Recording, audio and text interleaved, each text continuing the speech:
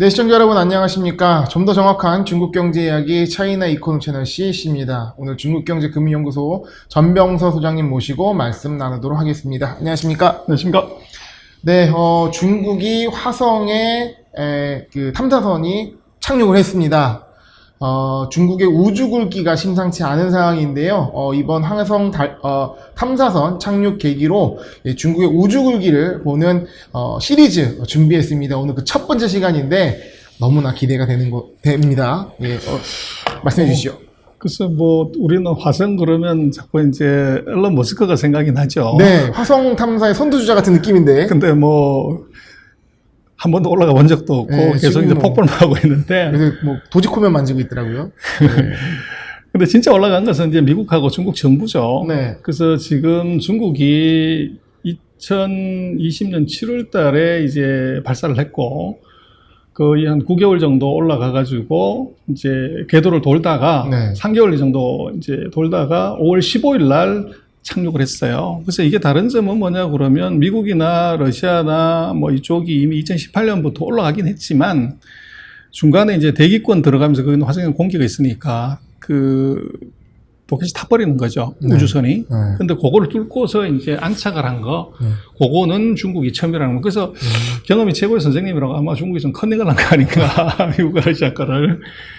그래서 이제 이름도 아주 재밌어요. 천원이라고, 티엔원이라고 하늘에 묻는다. 탐사선 이름이. 네. 그리고 이제 거기다가 탐사하는 로봇이 이제 있는데 지금 화면에 나오고 있습니다만은 요게 이제 주룽이라고 이 하늘에 묻는다는 것은 초나라 신 구런의 시에서 따왔고 주룽은 이제 중국 고대 신화에서 나오는 불의 신 이름이랍니다. 네, 화성이니까 불의 신 정도는 돼야 버틸 수 있다 그런 거 그렇죠. 아닌가요? 네. 이름 잘 지은 것 같아요. 그래서 이제 중국의 위성 보면 1956년부터 이거 시작을 했어요. 그래서 나라 세우고 나서 이제 얼마 지나지 않아 시작을 했고, 그리고 1970년에 처음으로 인공위성을 쐈습니다. 네. 그래서 이거는 사람 안 탄 이제 인공위성이고, 그리고 달 탐사선을 이제 27년 만에 2007년에 창어 1호를 보냈고요. 그리고 이제 그 이후에 유인 우주선들을 한 11개를 쐈습니다. 네. 그리고 이제 그 통신위성, 그리고 달 탐사선, 우주정거장, 화성 탐사, 그렇게 해서 이제 5월까지 왔는데 조금 요약을 내보면 이렇습니다. 지금 이제 블록체인 얘기하고 비트코인 얘기 많이 하지 않습니까? 그리고 네. 중국이 지금 CBDC, 서방세계는 CBDC라고 그러지만 중국은 DCEP라고 그러는데 중앙은행의 디지털 화폐를 쓴단 말이에요. 근데 지난번에도 우리가 몇 번 얘기를 했지만 왜 중국이 그것을 전면적으로 사용하고 위안화 국자를 대신해서 확 안 쓰냐? 그랬을 때 최고의 난제가 바로 보안이라고 그랬잖아요. 네. 해킹의 위험. 그래서 그것은 블록체인으로 이게 암호를 쓰게 되면 절대 해킹이 안 된다고 그러는데 여기에 아주 쥐약이 하나 있죠. 바로 양자통신입니다. 양자 컴퓨팅을 하게 되면 이게 몇십 년 걸리던 거를 몇 시간 만에 풀어버릴 수 있는 그게 이제 양자통신이죠. 네. 양자통신, 양자컴퓨터인데 지금 중국은 2016년에 그 묵자호라고 하는 우주 양자통신이 발생을 해서 2600km 거리에 있는 무선 양자통신을 성공을 시키요. 그리고 2019년 5월에 중국이 달에다가 이제 위성을 올리는데 미국도 그렇고 소련도 그렇고 달 전면에다가 위성을 올렸지 달 뒷면에다가 올린 적이 없어요. 네. 근데 중국이 달 표면 뒤에다가 위성을 올렸는데 그러면 중간에 중계가 이 전파는 직진을 하기 때문에 앞에 가려버리잖아요. 이걸 막기 위해서 중간에다가 오작교, 지혜차오라고 하는 오작교를 하나 만들어서 7월 7성날 이제 제비들이 그걸 해준 것처럼 중계 위성을 만들어가지고 뒤에서 이렇게 중계를 해준 거죠. 네. 그 위성도 쐈고, 그 다음에 이제 하늘에서 무슨 일이 벌어지는가를 지름 500m짜리 세계 최대 전파 망원경, 이름도 아주 멋있습니다. TNEN이라고 하늘의 눈. 이제 이걸 만들었고, 2020년 6월에는 지금 우리가 이제 핸드폰 걸었을 때 GPS 그러는데 GPS는 미국의 그 항법 위성 이름이죠. 네. 그래서 미국의 이 GPS 위성을 다 쓰다가 중국은 드디어 북두라고 북두 칠성할 때 그 북두라는 항법 위성을 2020년 6월에 완성을 합니다. 50몇 개 위성을 쏴가지고. 그래서 지금 165개 나라한테 이 GPS 서비스를 해요, 중국이. 미국과 안 쓰는 거죠. 예. 그리고 2020년 12월 달에 그 달에 올라가는 이제 위성을 5번째를 창어 5호까지 쏴가지고 그 샘플을 채취해 왔고, 그리고 금년 4월 달에 우주 정거장을 이것을 짓는데 모듈이 3개인데 그 중에 첫 번째 모듈을 발사해서 성공을 했어요. 그리고 이제 어젠가 그 2015일 날 드디어 화성에 세계 3번째로 이게 착륙을 해요. 그래서 이렇게 놓고 보면 사실은 우리는 중국은 뭐 핸드폰도 못 만들고 자동차도 못 만드는 기술 짝퉁의 나라다 이렇게 생각을 하는데, 양자통신, 전판 완환경, 뭐 항법, 위성, 이 달 탐사, 우주 정거장, 화성 탐사, 이거 뭐 정말로 장난이 아니죠. 그래서 이게 이제 중국의 우주국의 실력이고, 그래서 이번에 그 화성 탐사선 같은 경우는 2016년부터 이미 준비를 했어요. 그래서 거의 이제 5년 프로젝트고, 그리고 이제 그 가는 데만 7개월 걸리는 거죠. 그리고 이제 그 운 좋게 하여간 한 번에 이제 착륙을 했었고요. 그래서 지금 화성 같은 경우는 뭐 미국하고 이 그 소련, 그리고 이제 UAE 아랍에미레이트가 이거 발사를 했었어요. 네. 했고, 그래서 뭐 미국이 여기에 가장 먼저 이제 그 화성에 착륙을 해가지고 조사를 했고, 중국은 약간 늦은 거죠. 그래서 지금 이제 거기서 로봇이 있는데, 오른쪽에 보이는 로봇이 요게 주롱이입니다. 그래서 이것은 뭐 지하 한 100m까지도 조사를 할 수 있는 그런 이제 능력을 갖춘 것이고. 크기는 어느 정도? 크기는 이게 20 몇몇 회인가 뭐 그럴 거예요. 아, 상당히 크네요. 작게 보였는데. 그럼요. 예. 이제 공원에다 내려놔서 그런 거고요. 그래서 이게 지금 7개월 동안 4억 7천만 킬로미터 날아가가지고 화성까지 가서 거기서 궤도를 돌다가 이제 떨어지는 거기 때문에, 사실은 7개월 동안 우리가 기차 타고 여행해도 보통 일이 아닌데, 네. 이거 이제 우주에서 7개월 동안 날아가는 우주선을 그걸 컨트롤 해야 되는 거 아니에요? 그렇죠. 그리고 버텨야 되고. 그렇죠. 네. 그 기술 자체가 이제 보통이 아니다 이렇게 봐야 되고, 그리고 또 이제 전파 만환경 같은 경우도 보면 지금 중국이 가진 만환경이 전 세계에서 지금 제일 큽니다. 네. 그리고 이제 우주정거장은 뭐 전 세계에 지금 그 여러 나라들이 공동으로 만든 우주정거장, 미국을 위시한 하나가 있었는데, 그게 이제 2023년인가 2년인가에 이제 수명이 다해요. 네. 그렇게 되면 중국에 지금 올리는 이제 우주정거장이 2022년에 완공이 되면 이제 전 세계에서 가장 최신의 우주정거장이 중국에서 올린 게 이제 되는 거죠. 그래서 중국은 아까 보셨듯이 1955년부터 시작을 해가지고 본격적으로 개발해서 2021년까지 지금 들어왔고, 그래서 이게 유인 우주선은 물론이고 우주 정거장 만들고 달 탐사하고 화성 탐사하는 데까지 이제 올라왔다는 것이 대단하고요. 근데 이걸 누가 하냐, 이게 중요하죠. 그래서 놓고 보면 중국은 우주 항공 개발을 보면 이게 그 부서로 보면 국무원 안에 있는 이제 부서예요. 그래서 그 지금 요 국가항천국이라고 하는 CNSA라고 하는 여기에서 이제 모든 것을 주관하는데, 요게 이제 어떻게 우리 같으면 그 산업자원부 뭐 여기 산하기관이에요. 네. 산자부 산하기관 같은. 예, 형식상으로는. 네.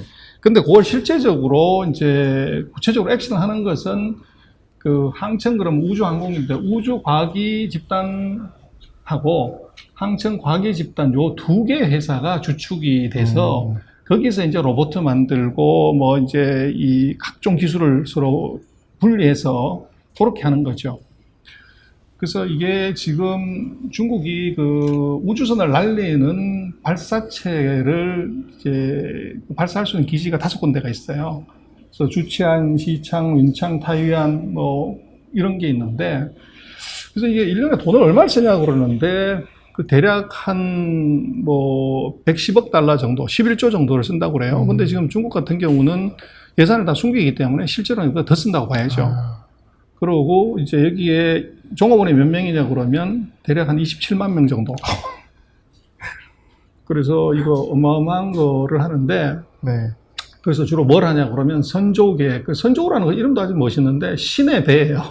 그래서 유인 우주선을 이제 11번을 쐈고 천궁, 하늘의 궁전, 이게 이제 중국의 우주정거장인데 한 2개 정도의 실험용 우주정거장을 작게 만들어 봤어요, 이미. 그래서 이제 본격적인 우주정거장을 이번에 이제 천운을 쏘는 거죠. 첫 모듈을 쐈고요. 그렇죠. 네. 그리고 장성, 이제 우주 발사체, 로켓이고요. 그리고 이제 아까 지난번에 말씀드렸던 이제 앨런 머스크처럼 앨런 머스크가 민간 기업이 이제 그 화성 가는 이제 위성을 쏘는 거잖아요. 네. 그래서 지금 중국 같은 경우 민간 로켓 제조업체가 있어요.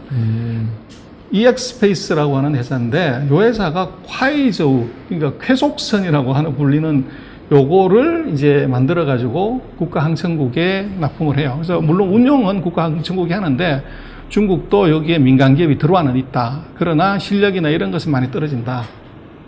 그다음에 이제 창어라고 하는 게 이게 뭐냐면 우리 같으면 달나라에 토끼하고 선녀가 같이 방아를 찍고 있을 때 그 선녀 이름이 중국에서는 창어라고 얘기를 합니다. 그래서 그 달 탐사하는 로봇도 이름이 그 옥토끼라고 네. 그 위토라고 그렇게 이름을 붙였어요. 그래서 우리가 아는 옥토끼하고 똑같아요. 약간 같은 그걸 갖고 있나 보네요. 그렇죠. 예. 그리고 TN1 1호가 바로 화성 참석, 하늘에 물어본다, 하늘의 선녀, 그리고 쾌속선, 하늘의 궁전, 하늘의 배, 하여간 이런 이제 이름도 보면 아주 재미있게 지었어요. 그래서 지금 국가항천국 같은 경우는 중국에서 지금 누가 이걸 하냐 그럴 때 국가우주항공국인데 요게 이제 미국으로 얘기하면 나사예요. 그래서 요것은 이제 그 1992년부터 이제 본격적으로 이 독립적인 이제 비즈니스를 하게끔 영문 이름은 비슷하네요. CNSA. 그러니까 그렇죠. 뭐, 차이나 차이나. 뭐 붙인 거죠. 네. 그래서 그렇게 돼 있고 이게 베이징에 있어요. 네. 그래서 건물은 이렇게 생겼고 그래서 이제 그러나 실제로는 이것을 그 항천국이 우주항공국이 주관을 하지만 거기에 들어와 있는 회사들은 보면 이게 우리 같으면은 이제 산자부 그 정보신식부가 들어와 있고 그 다음에 거기 보면 그 총장비부라고 되어 있는데 요게 뭐냐면 인민해방군입니다. 인민해방군 장비사업부가 들어와 있고 그 다음에 중국 과학원이 들어와 있어요. 네. 그래서 중국의 원천청 기술은 중국 과학원이 개발을 하니까 그리고 그걸 구체적으로 이제 액션하는 회사가 중국 항공우주과학기술공사, 항천과학기 집단공사 요 2군데가 실제적으로 이제 그 위성을 만들고 운영을 하고 있죠. 어떻게 보면 중국의 어떤 과학기술의 근간과 어떻게 보면 그거를 실현시키는 데 있어서 또 국방력, 군사력까지 연계되는 게 우주 기술이군요. 그렇습니다. 그래서 국가 중심으로 하고 있고 인민해방군이 깊이 관여하 있고 그리고 민간도 일부 참여하고 있고 그래서 이제 진짜 중국의 수준이 얼마냐 하는 것에서 평가는 여러 가지지만 일단 위성 같은 경우 4가지로 발사체, 위성, 우주선, 우주 탐사 능력 이렇게 4가지로 보면 미국에 비교해서는 한 80-90% 정도 네. 아직은 조금 떨어진다. 그러나 뭐 분명한 건 세계 넘버 2라는 것은 뭐 분명한데 미국하고 비교하면 조금 떨어지는 수준이 지금 중국의 기술 수준이다 그렇게 보고요. 네. 근데 어쨌거나 지금 보면 중국은 양자통신 아까 말씀드렸던 이걸 2016년에 이 묵자를 이제 위성을 쏘아 올려가지고 그 개발한 지 한 4년 만에 양자 암호 통신을 1100km 서로 떨어진 거리에서 이제 통신을 하는 이런 쾌거를 이루었고, 그 다음에 이제 북두라고 하는 GPS 위성을 이거를 이제 쏘아 올린 거죠. 그래서 94년부터 이제 26년 동안 해가지고 완성을 했는데 한 9조 정도, 10조 정도 돈 들었습니다.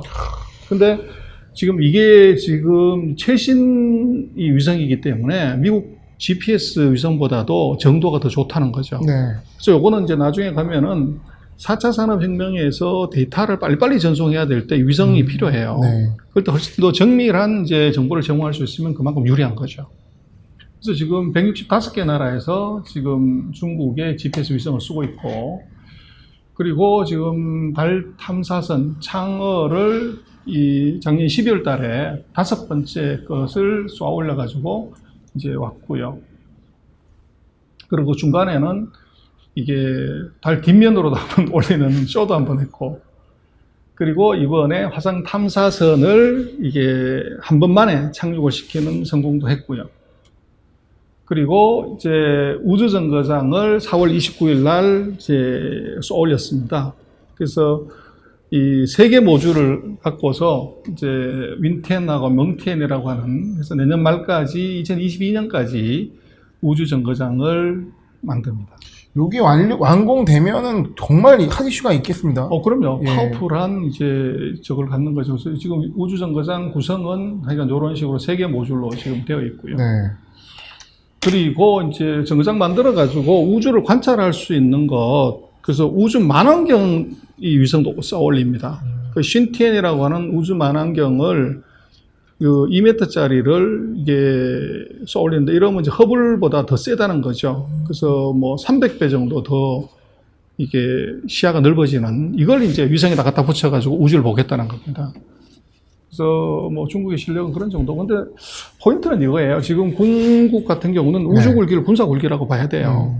그래서 지금 중국의 우주 발사체는 사실은 아까 말씀드린 장성 발사체가 하나 있고, 그리고 이게 지금 그 콰이조우라고, 이게 이제 콰이조우는 민간 기업이 개발한 거고, 지금 장성은 글자가 여기 좀 틀렸는데, 지금 장성이라고 하는 요것은 지금 이 중국 인민해방군이 그 대장정을 했다는 데서 거기서 이름을 따온 거예요. 장정. 예. 예. 그래서 CZ 장청이라고, 그렇게 이제 장정이라고 그렇게 붙이는데, 근데 이거는 이 우주 로켓은요, 우주 발사체는 이 군사력하고 똑같아요. 그래서 대륙간 탄도도 ICBM하고 똑같이 쓸 수 있는데, 이게 우주 발사체의 끝에다가 핵탄두만 달아버리면 바로 이제 핵무기가 되는 거죠.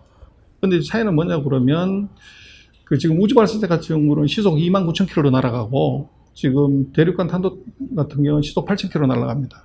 그래서 이게 우주 발사체에다 달아 쏴버리면 찾기 어려운 거죠. 근데 이제 보면은 북한도 뭐 위성을 쏠 때 보면 그 자기네들은 미사일을 쐈다 뭐 이렇게 얘기 안 하고 우리는 위성을 쐈다.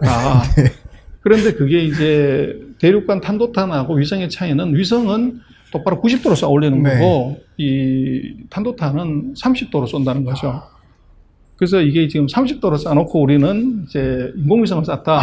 이제 그렇게 북한이 이제 사기를 친다는 주장을 거죠. 그렇게 하는 거죠. 그렇죠. 네. 그래서 지금 이거 우주 발사체 자체는 바로 이제 군사력이고, 그리고 중국 같은 경우는 지금 이게 그 우주 개발은 국가항천국이 주도하고, 거기에 이제 산하의 기관들이 이제 뭐 로켓이라든지 발사체라든지 위성 기술을 하지만, 로켓 발사나 위성 추적 궤도 관리는 인민해방군 총장비부가 한다는 거죠. 네. 그래서 인민해방군이 깊이 관련돼 있다는 것이고, 그래서 우주굴기라는 것 자체가 사실은 군사굴기다. 네. 이제 이렇게 군사 봐야 될 것 굴기. 같아요. 그래서 미국이 이제 여기에 대응해서 트럼프 대통령이 2020년에 우주군을 만들어라, 그렇게 얘기를 하죠. 이게 바로 중국이 이게 우주굴기를 했다는 것 자체가 이것이 그대로 군사용으로 어떻게 보면 전용이 될 수 있기 때문에 이거를 막아야 된다, 이렇게 본 거죠. 그래서 이제 이게 군사적으로 어떻게 쓰이느냐 그러면은 두 가지를 볼 수 있는데, 하나는 이제 우주에서 그런 이제 미사일을 통제하고 또 정확하게 런치하고 하는 것 자체가, 이것이 대륙간 탄도탄 미사일을 쏘는데도 이것은 굉장히 중요하고, 또 이제 중국이 미국의 항공모함이라든지 이런 것들을 미사일로 공격할 때도 이것이 뭐 이 7개월 동안 날아서 97,000km 날아가지고도 맞히는데, 이게 지금 뭐 1,000km, 2,000km, 3,000km를 맞히는 것은 아주 정확하게 조절할 수가 있는 거죠. 그래서 이게 우주 항공에서 습득된 기술이 이제 그 요격 기술하고 아주 이제 밀접한 상관성을 가질 수 있다는 레이더 거죠. 기술, 통신 기술 뭐 다 그게 종합이니까요. 그래서 거기서 이제 엄청난 것이 생길 수가 있고, 그리고 또 하나 지금 이제 중국 같은 경우는 이런 그 우주 기술을 개발하는 이유 중에 하나는 미중 전쟁에 대비하는 것도 있어요. 그 이유는 뭐냐면, 지금 대만이 아까 우리 농담처럼 얘기했지만 반도체를 뭐 미국을 앞소리 나게 하려면 TSMC하고 UMC 전 세계 파운드리의 64%를 만드는 회사를 사람을 죽일 필요도 없이 거기에 전기하고 물만 저수지하고 이 전봇대만 끊어버려도 이건 이제 파운드리가 안 되는 거죠. 그리고 라인까지 그 세 가지만 날려버리면 뭐 파운드리 64%가 날아가게 되면 미국은 칩을 못 구해서 이게 서버든 뭐 핸드폰이든 이게 노트북이든 오퍼레이션이 안 되는 거죠. 그런 문제가 생길 수 있는데, 근데 그런 문제가 생겨서 중국이 대만을 공격한다고 그랬을 때 미국이 절대 가만 안 있죠. 그래서 공격이 조짐이 보이면 바로 항공모함이 뜰 거라고요. 그랬을 때 이제 중국으로서는 이 미국의 이 항공모함을 공격하고 이렇게 하려고 하면 아주 정밀한 타격, 아주 빠른 공격이 필요하죠. 근데 그것이 아까 말씀을 드렸지만 발사체에 이 탄도를 달아버리면 뭐 27,000-8,000km 속도가 나오니까 그걸 그대로 이쪽에다가 적용할 수가 있는 거죠. 그래서 그렇게 되면 사실은 대만하고의 어떻게 보면 이제 견제, 미중에서의 전쟁터가 대만이 됐을 때 대만을 압박하고 견제할 수 있는 중요한 수단 중에 하나가 그 대만에 과도하게 관여하지 말라고 하는 압박 수단 중에 하나도 유사시에 사실은 붙었다 그러면 이 위성 기술이 중국하고 어떻게 보면 미국이 붙는데 굉장히 중요한 무기가 될 수 있다는 거죠. 그러니까 이제 이게 어떻게 국제관계에 따르면 억제력이 될 수 있다는. 그렇죠. 그래서 대만에 관한 억제력이 될 수 있다는 게 중요하고. 그래서 지금 뭐 중국의 방산 기업들이 상당히 많이 되어 있어요. 그래서 항공 우주 관련되는 기업, 미사일 관련되는 기업, 또 부품 관련되는 기업, 소재 관련 기업이 있는데 봐야 되는 건 뭐냐면 국방 예산입니다. 그래서 중국이 경제가 나쁜데도 불구하고 최근 5년 동안에 국방 예산 증가율은 GDP 증가율보다 낮은 적이 없어요. 네. 금년 같은 경우도 중국 GDP가 한 6% 그러는데 오피셜리. 근데 국방 예산은 좀 8% 정도 늘어납니다. 그래서 대략 한 200조, 230조 정도? 우리 돈으로? 우리 전체 예산의 거의 절반 이상 되는 돈이, 절반 정도 되는 돈이 중국에서 국방 예산으로 들어온다는 거고. 곧 매출 아니겠습니까? 그렇죠. 예. 그리고 이제 국방 예산 같은 경우는 중국 같은 경우는 예산을 숨긴단 말이에요. 그래서 사회 안전 비용, 지난번에 한번 얘기를 드렸지만 사회 안전 비용이 국방 예산보다 더 커요. 근데 사회 안전 비용이라는 게 경찰이나 공안이나 이쪽에 쓰는 비용인데 그렇게 많이 클 수가 없죠. 그래서 거기에 숨겨져 있기 때문에 실제적인 이 국방 예산은 훨씬 더 크다. 그리고 미중이 계속적으로 저렇게 충돌을 하는 쪽으로 가면 중국으로서는 이 국방 장비의 구매를 계속적으로 늘릴 것이고, 그렇게 되면 이제 이 부품, 소재, 또 어떻게 보면 이제 중국 같은 경우는 뭐 항공기 엔진이라든지 또 미사일이라든지 이런 것들을 만드는 회사가 상장이 돼 있어요. 네. 이런 회사들이 수혜자일 수밖에 없고, 또 지금 최근에 중국은 방산에서 국민 융합을 얘기를 합니다. 그래서 네. 민간의 기술하고 군대의 기술이 서로 합쳐가지고 시너지를 내자. 그래서 놓고 보면 이제 비행기라든지 복두위성이라든지 위성 인터넷이라든지 신재로 분야에서 강민 융합을 하자. 그래서 지금 상장되어 있는 그 항공, 우주, 장비, 선박, 이제 정보, 여기에 관련되는 회사들의 이익률을 보면, 이익률하고 성장률을 보면 2020년에 순이익 성장률이 이 장비 부분을 빼놓고는 다 높아요. 30% 이상 뭐 이렇게 넘어가고 2021년 1분기는 보면 이게 증가율이 뭐 50%, 600% 막 이렇게 올라갑니다. 그래서 중국의 방산 관련되는 것에 이 수요가 앞으로도 미중의 충돌이 벌어지고 대만하고 사이가 이제 그렇게 되면은 계속적으로 이것이 커진다. 네. 그래서 중국이 14차 5개년 계획을 보면 거기에 그 뭐가 제일 중요하냐고 그랬을 때 첫 번째 키워드로 바로 안전이 나와요. 바로 미중의 전쟁을 이미 중국은 상정을 하고 있고 그 전쟁의 가능성에 대비한 최대 수혜자가 그것이 국방 예산이고 국방 예산이 계속적으로 늘어나면서 이게 방산 관련되는 기업 이쪽 기업들이 아마 장기적으로 계속적으로 이제 수혜를 받을 가능성이 있어 보이고요. 네. 또 특히나 지금 우주 같은 경우 아까 말씀드렸던 것처럼 이제 미국의 억지력 또는 이제 이 대만하고의 관계에서도 우주 항공 기술이 굉장히 중요해진다는 거죠. 네. 그래서 이쪽에 대한 투자는 계속적으로 늘어날 수밖에 없는 그런 메커니즘이 있는 것 같아요. 네, 최근에 일어난 상황으로 인해서 중국의 우주기기에 대한 관심이 뜨거운 상황입니다. 그냥 이 한마디로 정의가 되는 것 같습니다. 우주기기는 곧 군사 굴기다. 그렇습니다. 이런 부분을, 우리가 이해를 하고, 뭐, 국제 관계나 아니면 우리가, 경제적 측면에 있어서, 면밀하게 좀 살펴봐야 할 시기가 아닌가 생각해 봅니다. 이 시리즈로 아마 계속적으로 여러분께 말씀을 드릴 것 같습니다. 소장 오늘 말씀 감사합니다. 고맙습니다.